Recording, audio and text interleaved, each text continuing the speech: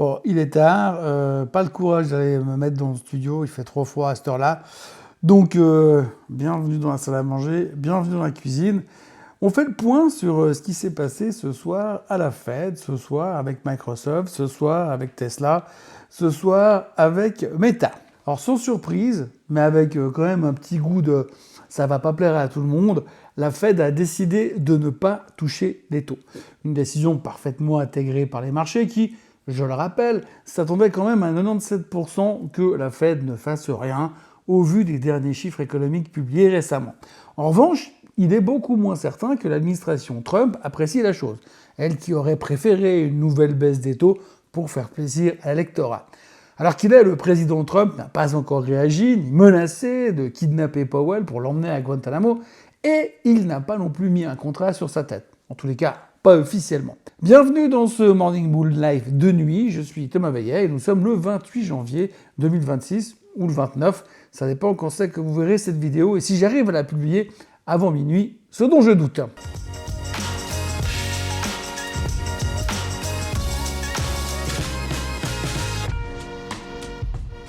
Cette émission vous est présentée par Swissquote. Alors avant toute chose, ce que vous allez entendre et voir dans cette vidéo n'est pas un conseil financier, c'est mon avis, mon analyse et parfois mon humeur du jour. Par contre, si vous voulez comprendre la bourse, là, vous êtes au bon endroit. Donc, comme prévu, à l'issue de 2 jours de réunion, le FOMC Meeting a donc voté le statu quo, taux directeur maintenu dans une fourchette de 3,5 à 3,75.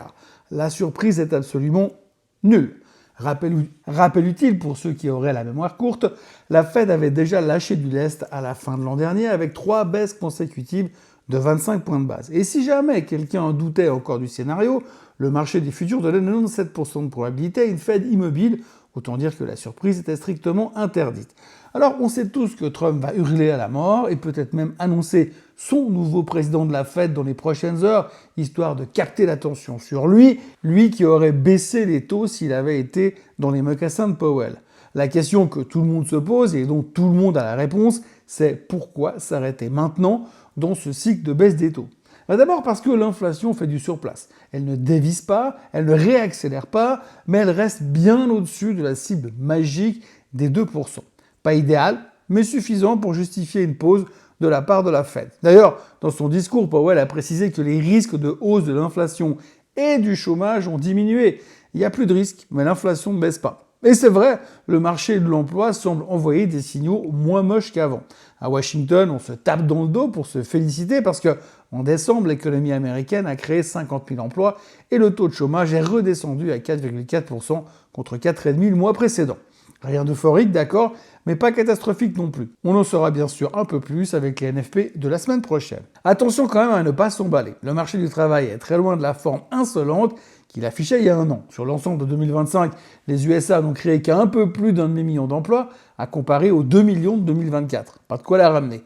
Mais les dernières données montrent quand même une chose, les entreprises, surtout dans le privé, préfèrent conserver leurs salariés, même s'ils n'ont rien à faire. Et mieux encore, on commence à voir poindre un léger frémissement des embauches à mesure que le grand bazar autour de la politique commerciale se calme. Par contre, ce soir, personne n'a cité le fait qu'Amazon vient d'annoncer le licenciement de 16 000 personnes. Oui, parce que c'était aujourd'hui, alors ça compte pas. Et c'était à cause de l'IA, donc ça compte encore moins. Évidemment, Donald Trump n'est pas content. Lui et ses alliés répètent à longueur de micro que des taux trop élevés font exploser le coût de la dette américaine et freinent inutilement l'économie. Argument politiquement efficace, surtout quand on rappelle que la croissance annualisée du PIB réel a quand même tourné autour de 4,4% au 3e trimestre 2025. Autrement dit, l'économie tient debout, mais Trump voudrait qu'elle puisse aussi courir un marathon. Résultat final, une Fed immobile, des marchés rassurés, une inflation toujours trop haute, un emploi moins mauvais que prévu et une pression politique qui, elle, ne baisse pas d'1 point de base. Au niveau des votes, on retiendra que la majorité était d'accord pour ne rien faire, sauf, roulement de tambour, oui, Stephen Miran, l'homme de Trump, celui qui veut plus baisser les taux que Trump lui-même. Par contre, aux surprises, il y a aussi Christopher Waller, l'opportuniste. Le gars est un des candidats pour remplacer Powell. Est-ce que vraiment ça vous surprend qu'il veuille faire comme le patron, juste là, juste aujourd'hui ? Bref, la majorité l'a emporté, les taux restent là où ils sont, Trump n'est pas content, on ne connaît toujours pas le nouveau patron de la Fed, et Powell pense que l'indépendance de la Fed est importante, et quand on l'écoute, on se dit que la prochaine baisse des taux, c'est pas lui qui va l'annoncer. Comprenez qu'avant juin, on va pouvoir se l'accrocher derrière les oreilles. Une chose est sûre, c'est qu'avec une économie qui va si bien, une inflation qui ne baisse pas et un emploi qui ne va pas si mal, il n'y a aucune raison de baisser les taux. Ou alors, il faudra sortir des chiffres bidonnés du côté du Bureau of Labor Statistics. Mais bon, c'est pas le genre de la maison blanche. Bon, conférence de presse terminée et le marché n'a strictement rien foutu. On n'en sait pas plus qu'avant, le S&P a tapé les 7000 mais il n'a pas réussi à aller plus haut. Vous pouvez retourner vous coucher. Ah non, tant que vous êtes là, attendez, on va quand même se faire Microsoft, Meta et Tesla dans la foulée. Premier sentiment après les 3 publications des mastodontes de la tech ce trimestre, il ne va pas falloir faire mieux que les attentes. Il va falloir faire beaucoup mieux que les attentes, et les prévisions pour le prochain trimestre ne devront pas être bonnes, elles devront être tout simplement excellentes, et si possible, elles devraient pouvoir fournir des garanties et des certitudes.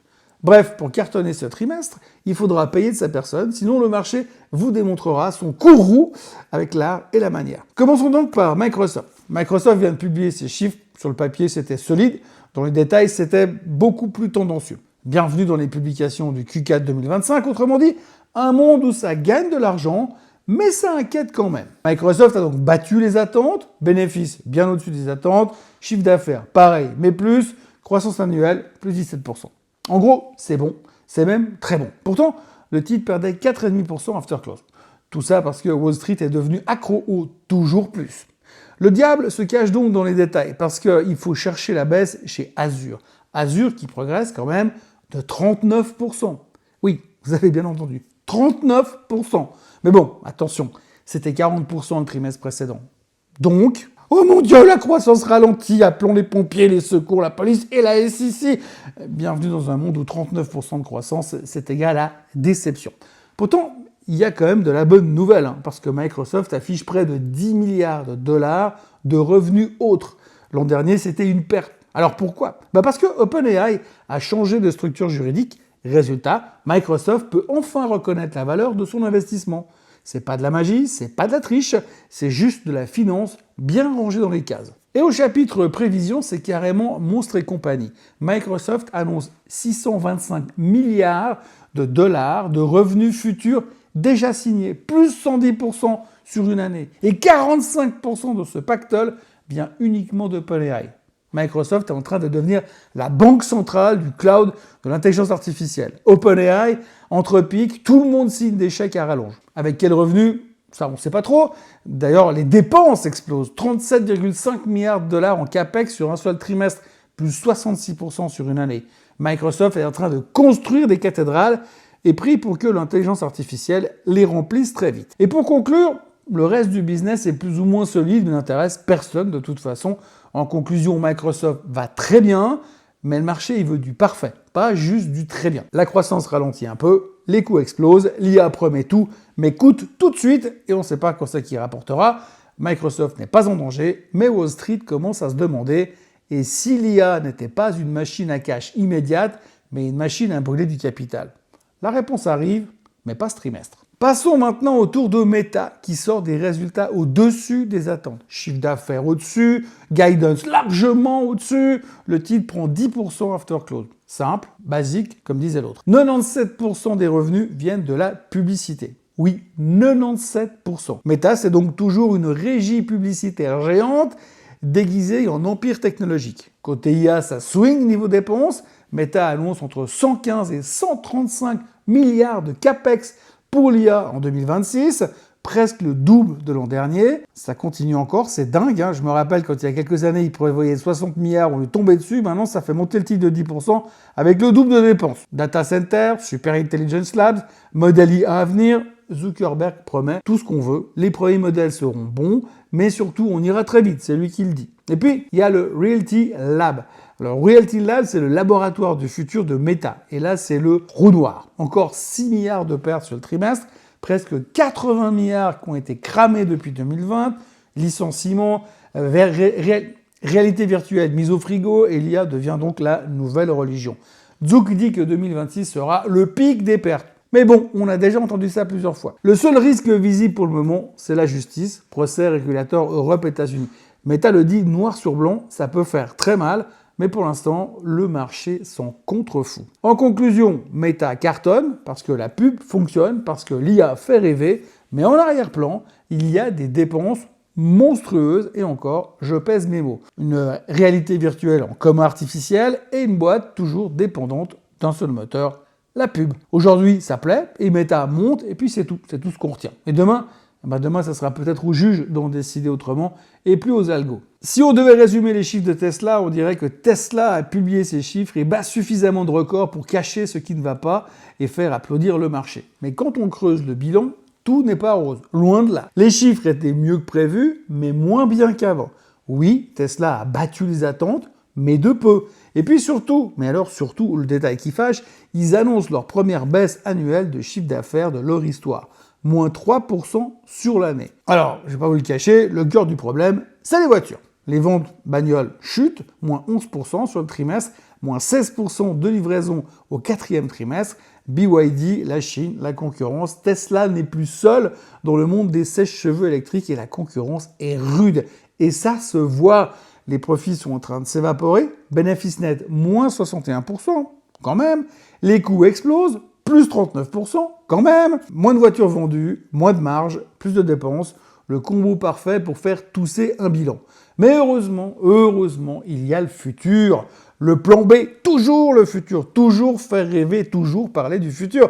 Oui, parce que quand le présent va mal, Musk, lui, il vous vend demain. Robotaxi, cybercab sans volant, robot humanoïde Optimus, IA partout. C'est fascinant, ça fait rêver, c'est ambitieux.